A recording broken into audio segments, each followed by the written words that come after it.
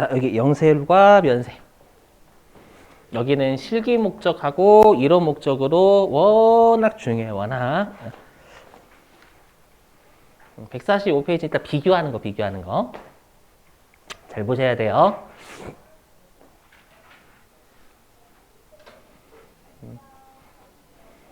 진짜 중요해, 진짜.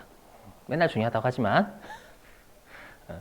자, 일단 보시죠. 그림으로 볼게요. 자, 일단 영세율의 정의는 뭐냐면 우리가 매출한 금액 있죠. 매출한 금액에 대해서 영의 세율로 과세하는 걸 영세율이라고 합니다. 그럼 전 여기에서 여러분들이 어떤 게 이상할지 알고 있어요. 뭔 소리야? 영의 세율로 과세? 과세 안 한다는 얘기잖아. 맞죠? 저 처음에 공부할 때, 저 처음에 부가세 영세율 공부할 때 영의 세율로 과세? 과세 안 한다는 얘기인데 왜 굳이 과세를 붙였어? 이 과세가 중요한 과세예요, 여러분들. 좀 이따 이 과세가 왜 중요한지 면세하고 비교해보면 아실 수 있어요. 일단 영의 세율로 과세. 그래서 말 문제. 그래서 영세율 사업자는 부가가치세법상 과세 사업자예요. 왜냐하면 영의 세율로 과세가 됐기 때문에. 그죠? 이 세법이 이런 것 때문에 막 미칠 것 같아. 맞죠? 뭔 소리야. 아무튼 좀 날 거고. 자, 그 다음에 동그라미 2번. 뭐냐면 우리 추진했었죠. 우리가 국제적인 이중과세를 방지하기 위해서 소비하는 국가에서 과세를 한다.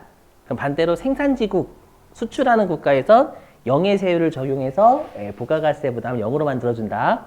그렇죠? 다시 한번 리마인드 이거는. 그 다음에 영세율은 주로 당연히 수출하는 재화가 많아요. 자, 그러면 한번 영세율이 어떻게 돌아가는지 흐름을 보시죠. 자, 일단 A는 10% 사업자고요. 그 다음에 B는 영세율 사업자니까 B가 주인공이 되겠죠. 그죠? 이렇게. 자, 그리고 제가 이제 위에다가 적는 건 이놈들이 만들어내고 싶은 부가가치예요. 부가가치. 우리 부가가치가 매출 빼기 매입이었죠. 매출 빼기 매입. 자, 보실게요. 자, A는 매입한 금액이 없어요. 매입한 금액이 없으면 100원의 가치를 만들어내려면 B한테 얼마에 팔면 돼요? 100원에? 그렇죠, 100원에. 그럼 질문. 그러면 A가 B한테 100원에 팔죠? 100원에 팔 때 부가가치세 10%인 10원 거둘까요? 안 거둘까요? 어떻게 하셨대요? 얘가 영세율인데? B가? 아니에요. A가 C한테 넘어갈 때요? 정답. 이러면 대화가 안 되는데? 정답? 뭐냐면은요, 무슨 말이 맞아요. 무슨 말이냐면, 우리가 매출세액 있죠? 매출세액을 낼지 말지는 무조건 매출자 기준으로 따져. 매출자 기준. 그럼 우리가 A와 B와의 관계에서는 누가 매출자예요? A죠. 그럼 A를 기준으로 매출세액을 낼지 말지 무조건 결정하는 거예요. 매입자 기준이 아니라. 그렇죠? 그럼 A는 10% 사업자니까 매출한 100원에 10%인 10원을 세무서 갖다 내야 돼, 무조건. 갖다 내야 되는데 부가가치세는 매출자가 지 돈 내요, 받아서 내요, 매입자한테. 또 받아서 내야 돼요. 그래서 영세율인지 아닌지는 상관없어요. 우리가 영세율 면세라는 이름은 언제 정해지는 거냐? 매출할 때 적용돼, 매출할 때. 매입할 때 적용되는 개념이 아니에요. 알죠? 오해하지 마시고. 자, 그러면 이제 B 입장에서는 이 10원이 매입세액이죠. B 입장에서는 이 10원은 매입세액 준 거잖아요. 그럼 매입세액을 빼는 게 매입세액 공제라고 부르고요. 우리가 매입세액을 못 빼는 걸 매입세액 불공제라고 불러요. 그럼 우리가 매입세액 공제 요건 그때 한번 두 가지 했었죠. 첫 번째, 세금 계산서 같은 매입세액을 부담했다라는 적법한 서류 받기. 두 번째가 매출액이 과세가 되기. 맞죠? 그럼 일단 세금 계산서 받았을까요? B는 A한테? 네, 받았겠죠. 100원 더하기 10원? 그죠? A는 세금 주는 놈이니까. 일단 1단계 만족. 2단계. 매출액이 과세돼요? 돼요. 과세. 제가 미주 찾잖아요. 과세. 그렇죠. 매출 없음. 영의 세율로 과세가 된 거예요. 과세 됐으니까 요건 충족. 알죠? 그렇기 때문에 영세율 사업자는 매입세액을 환급받아요. 알죠? 그래서 결론부터 말씀드리면 여러분 수출 영세율 적용되는 사람은 주로 수출이죠. 수출하면 뭘 벌어와요? 외화를 벌어오니까 어떻게든 우리가 빨리 매입세 공제를 해주겠다라는 의미예요. 근데 우리 항상 세법은 이런 말 쓰죠. 법은 어떻게든 법 테두리에 맞춰야 돼요. 법 테두리에서는 재화나 용역의 공급이 과세된다 이렇게 돼 있으니까 너는 영예세율로 과세가 된 거야. 됐네? 그럼 돌려줄게 이렇게 어거지로 만들어낸 거예요 그냥. 알죠? 그래서 과세라는 말을 만들어낸 거예요. 알죠? 여러분들 뭔 소리야라고 하실지 모르겠지만 나중에 그래서 세법 우리 이런 말 쓰잖아요. 지금 누구 테라 맞죠? 테라 루나 잡혔잖아요 미국에서. 맞죠? 미국이 아니고 어디 잡혔다고 했지? 아무튼 그거 잡혔잖아요. 근데 걔가 어디에서 처벌받으려고 해요? 우리나라에서. 우리나라에서 처벌받으면 몇 년 안 사니까. 그렇죠? 미국에서 처벌받으면 100년? 그죠? 그렇죠? 그렇기 때문에 이제 미국 영어 쓰고 한국에서 잡혀가고 그러려고 하잖아요. 맞죠? 그리고 실제로 제가 알기로는 아동 그래 그렇지만 아동 좀 이런 말 쓰면 안 되는데 그 아동 그 학대라 그 성폭력 그런 거 있죠. 그죠? 그거 잡힌 애가 아마 우리나라의 아버지가 고소한 걸로 알고 있어요. 이름을 까먹었는데 걔가 아마 미국에서 잡혔는데 아버지가 우리나라로 보내달라고 해서 2년 받았어요. 2년 징역 2년. 미국 같았으면 감옥 두드려 맞아요. 보니까 무섭더라고 미국은요. 거기 아동 성폭행 있죠. 그쪽 되게 무서워. 죄수들이 우리 걔를 때려요 막. 죄수들이 지도를 잘못했는데 아동 성폭행 한 놈 이거 죽여버리더라고요. 때려가지고 쓰레기 같은 놈이라고. 맞죠? 그게 제가 하고 싶은 말은 뭐냐면 뭔가 융통성이 있어야 되는데 판결이 예전에 징역 2년 났으면 2년 때리는 거잖아요. 그러니까 법이 융통성 좀 있어야 된다 그런 말 쓰죠. 그러니까 세법도 마찬가지예요. 뭐냐면 재화나 용역이 과세돼야 매입세 공제가 된다 라고 돼 있으니까 넌 영예세율로 과세가 됐다 이렇게 부르는 거예요. 알겠죠? 이런 어거지가 좀 많아요. 실제로. 자, 그래서 우리가 영세율 사업자는 돌려받아요. 빨리 돌려받아가지고 나중에 또 외화 벌어오라라는 거예요. 자, 그럼 여러분들이 B라고 생각해 보시면 B는 A한테 110원 줬지만 10원은 돌려받을 거죠. 나라로부터요. 그럼 얼마 주고 산 거야, 이 물건? 그렇죠. 100원 주고 산 거잖아요. 그럼 400원의 이익을 얻고 싶으면 C한테 얼마에 팔면 돼요? 그렇죠. 500원이요. 그렇죠. 100원에 매입한 꼴이니까 10원 돌려받기 때문에. 그래서 500원에 팔아요. 되셨죠? 그러면 이제 B 입장에서는 본인이 이제 C와의 관계에서 매출자잖아요. 그럼 본인을 기준으로 매출세액을 계산하고 그럼 본인이 영세율이니까 C한테는 매출세액은 걷지 않는다라는 거예요. 알죠? 그래서 매출세 내지 않고요. 그래서 실제로 영세율 사업자는 환급 받는다라고 표현을 해요. 환급. 알죠? 자, 이제 용어 좀 이상한 애 나와요. 이거 시험에 냈어요. 많이 냈어요. 뭐냐면 그럼 영세율 사업자인 B는 세무서에 세금 부담했어요? 안 했어요? 안 했죠. 일단 A한테 10원 줬지만 돌려받았잖아요. 그리고 매출세액도 안 냈죠. 그래서 우리가 영세율 사업자는 결론적으로 세무서에 아무런 세금 부담하지 않아요. 그래서 뭐라고 하냐면 완전 면세다라고. 완전 면세. 봐봐요. 이거 문구 진짜 이상하다니까. 이게 뭐냐면 완전하게 세금 부담이 제거됐다 그 말이에요. 저도 이런 거 하기 싫어요, 여러분들. 이런 거 하기 싫어요. 여기서 면세는 부가가치세가 면제되다 그 면세가 아니라 세금 부담 정도예요. 알죠? 완전하게 세금이 면제됐다 그 말이에요. 면제됐다. 알죠? 안 나오면 모르겠는데 제가 나와서 그래요. 자, 그러면 이제 얘랑 비교할 게 면세예요. 자, 이제 일단 면세의 취지. 중요한 거, 면세는 매출액에 대해서 과세하지 않는 거예요. 알죠? 영세율은 영예세로 과세한 거고요. 면세는 과세하지 않는 거예요. 이제 왜 이게 중요한지 되시겠죠? 아까 좀 사례 들었죠? 자, 그 다음에 면세의 취지는 이미 우리 세금 부담에 반대로 가는 걸 완화시키기 위해서 주로 서민들이 쓰는 물품에 대해서 면제해 주는 거. 부가가치세를요. 그죠? 자, 그러면 이제 또 비교해 볼게요.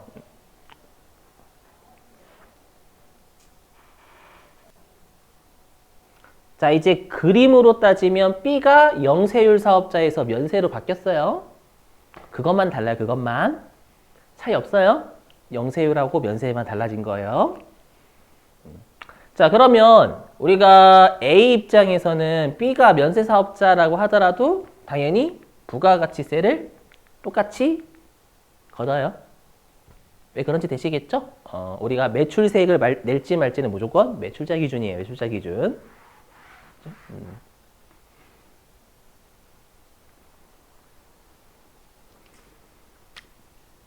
자, 그럼 여기에서 면세사업자인 B는 매입세 부담했죠? 면세사업자도 매입세 부담해요? 10%한테 매입할 때는. 그럼 일단 매입세 공제 되는지 안 되는지 봐야 되겠죠? 일단 1단계 적법한 증명서류 받기. 매입세 부담했다는 적법한 증명서류 받았어요? A한테? 받았어요. 세금계산서 받아요. 면세사업자도 받기는 해요. 세금계산서를 주지는 못하지만 받기는 해요. 그래서 1단계 만족. 2단계가 뭐였냐면 매출액이 과세가 되기. 과세됐어요? 안 됐어요? 안 됐죠. 그래서 2단계에서 끝났어요.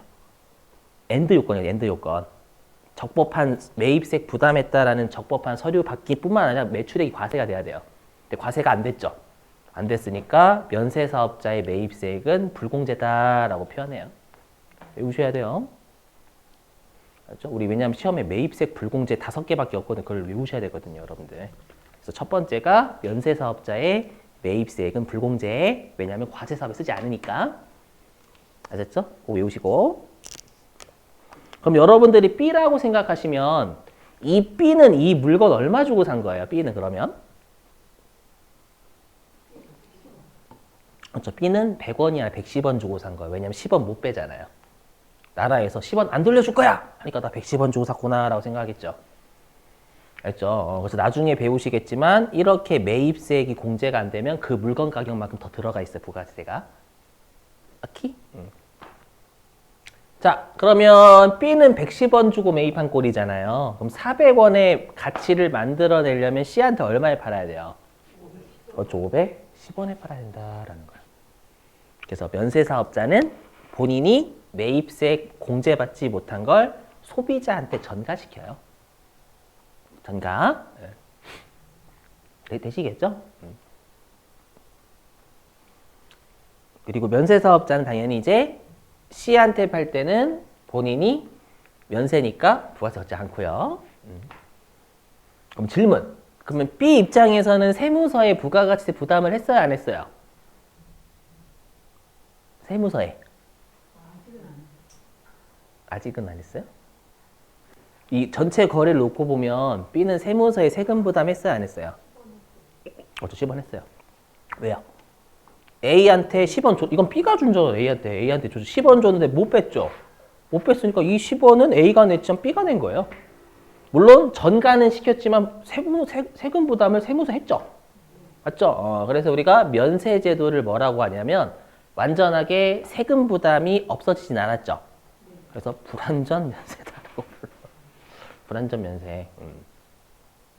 미치고 환장했어 이런 용어 때문에. 저 여러분이 보시면 짜증나거든요. 용어 자체 좀 짜증나잖아요. 진짜 짜증나요 이게. 그렇죠? 불완전 면세 조심하셔야 됩니다 여러분들.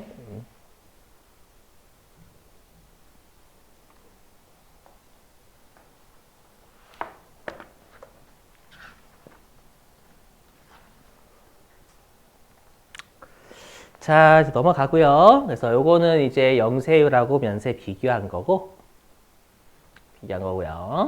얘네들은 한꺼번에 다 보고 문제 몰아서 풀게요. 자, 이제 내국 신용장 구매 확인서 얘입니다. 요거 진짜 중요합니다.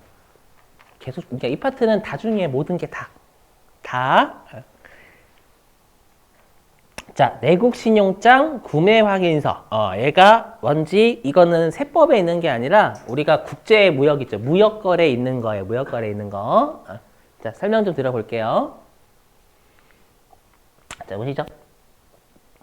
자, 여기에 을은 수출업자입니다. 수출업자. 그리고 A는 외국에 있는 사업자. 알죠? 그래서 이제 을이요. 외국에 있는 A한테 수출을 하려고 해요. 하려고 하는데 A가 뭐라고 하냐면 을한테 야 물건부터 좀 보내라. 대가는 나중에 줄게 라고 하는 거예요. 나 지금 급하다. 물건부터 좀 보내줘. 라고 하는 거예요. 그러면 을은 보내줄까요? 아니죠. 무섭잖아요. 만약에 거래를 정말 많이 했으면 보내주겠죠. 근데 거래를 처음 하거나 아니면은 거래를 몇 번 해본 적이 없어요. 근데 자꾸 외국에 있는 사업자가 물건부터 달래요. 무섭잖아요.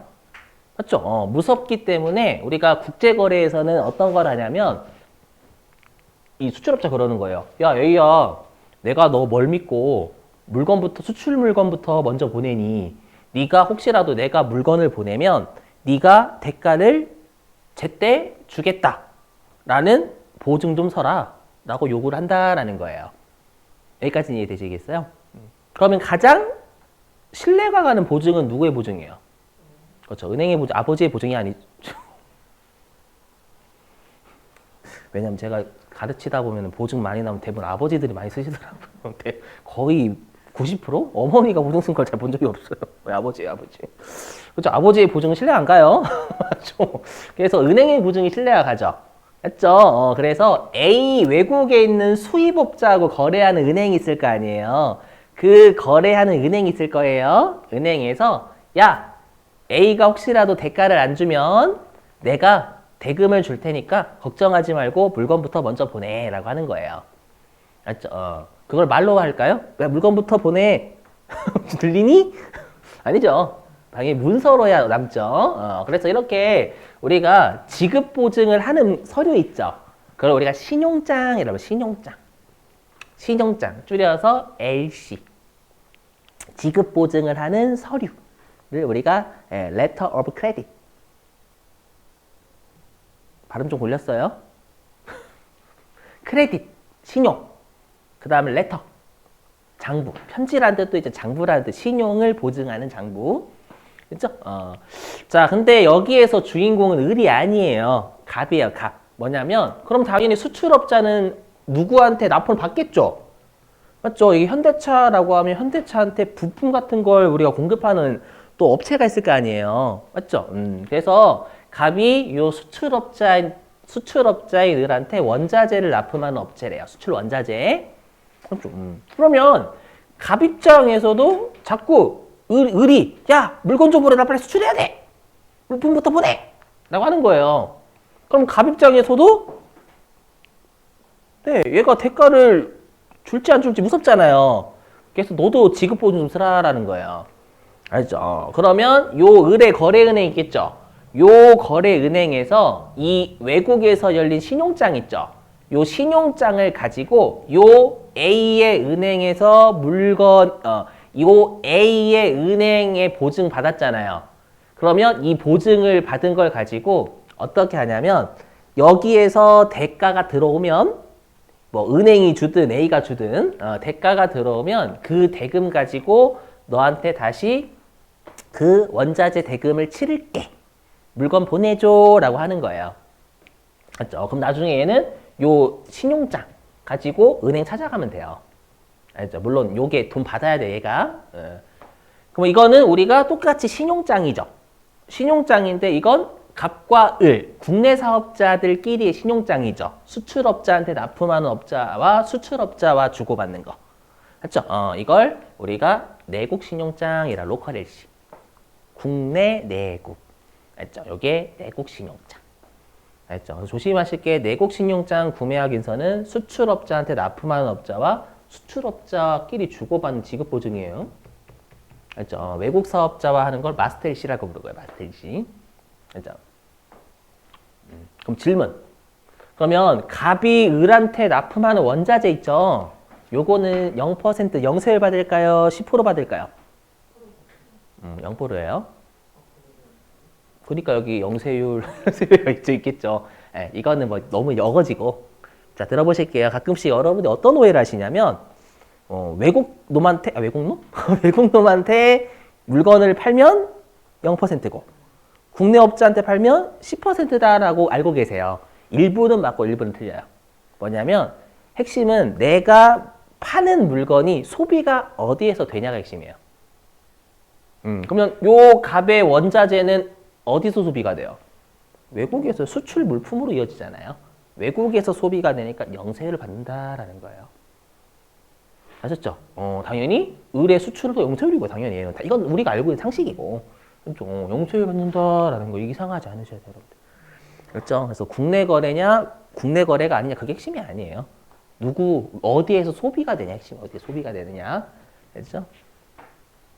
자 이제 실기용. 자 그러면 우리가 영세율 사업자는 부가가치세법상 사업자래요, 아니래요? 영세율 사업자는 부가가치세법상 사업자래요, 아니래요? 사업자라고 했죠. 그럼 사업자라는 건 뭐냐면 부가가치세법상 의무를 해야 돼요. 세금계산서 발급해야 돼요. 그래서 우리가 알고 있는 세금계산서는 0%도 있어요. 그럼 여러분들 이 생각하시고 왜 0% 발급해? 누누이 말씀드렸지만 요 갑이나 을이 영세율이면 부가가치세는 안 내지만 뭐는 내요? 소득세나 법인세는 내야 된단 말이에요. 맞죠? 그렇기 때문에 그 매출액이 얼마인지 판단하겠다라는 거예요. 그래서 너의 매출액을 드러내라는 거 빨리. 아셨죠? 빨리 그 생각 하셔야 돼요, 여러분들. 그래서 영세율 사업자도 매출액을 신고해야 됩니다. 반드시. 안 하면 두드려 패요, 막. 알죠? 자, 그럼 질문이요. 그러면 우리가 요 갑, 잠깐, 뭐부터 먼저, 됐다. 갑이 을한테 원자재 납품할 때 영세율 받잖아요. 그러면 세금 계산서 줄까요, 안 줄까요? 갑은 을한테. 줄까요, 안 줄까요? 어떻게 하셨대요? 그건 아닌데? 그것도 아닌데? 왜냐면 둘 다 한국 놈이라서. 왜냐면 세금 계산서 누가 주냐면 매출자가 주지 매입자는 받기만 해요. 그럼 매출자는 당연히 국내 사람이니까 한국말로 끊어주겠죠. 근데 상대방이 한국놈, 외국놈. 한국 사람. 그래서 영세율 세금 계산서 발급해야 돼요. 반드시. 그렇죠. 그럼 질문. 그러면 을이 A한테 수출할 때는 영세율 세금 계산서 발급해야 하네요. 현대차가 외국에 수출하면 미국 GM 같은 데에. 저 안 해요. 왜요? 기본으로 안 하니까 약정이 돼 있는 거잖아요. 연구를 하기로. 왜냐면 외국 놈이라서. 진짜예요. 외국 놈이라서. 한국말 몰라. 세금 계산 끊어줘봐. 그럼 뭐가 보일까요? A 입장에서는. 아라비아 숫자밖에 안 보일 거예요. 나머지는 이게 무슨 용어지? 이렇게 될 거예요. 이해되세요? 그래서 우리가 세금 계산서 영세율을 끊어줄지 말지는 상대방이 누구냐, 매입자가 누구냐를 따져요. 한국말을 아냐, 모르냐. 아셨죠? 요거로 판단 잘 하셔야 돼요, 여러분들. 진짜 중요함. 요거 시험에 세금 계산서 무지하게 중요하단 말이에요, 여러분들 이거. 아셨죠?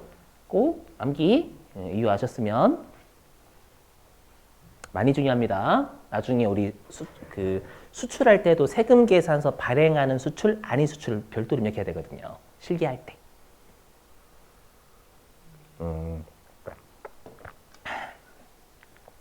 자, 이제 면세할게요.